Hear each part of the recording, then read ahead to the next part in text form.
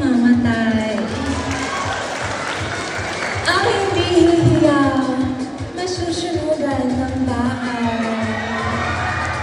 Hep, hep! Hooray! Saan ka punta?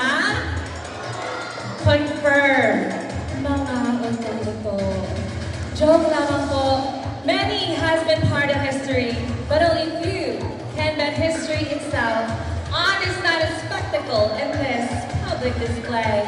We transgenders bend history, and that will forever be our story. Maya, pabagay po kaya kayong ano, should I say? A pleasant evening to each and everyone, to the honorable panel of judges. Ma'am, sir, and to everyone who is watching, magandang gabi po. Standing before you is a fresh and innocent. I'm a 27-year-old stunner and I hail all the way from Pagkikarla. I am a graduate with a bachelor's degree in secondary education and a licensed teacher. This is Miss Yentla touring in real life, but tonight's affair, please do allow me as I stand by the name. Bakit di po natin sabay-sabay palakpakan ang hiyawan ang nag-iisang babaeng nagpatibok sa pihikang puso ni Mr. Daniel Padilla.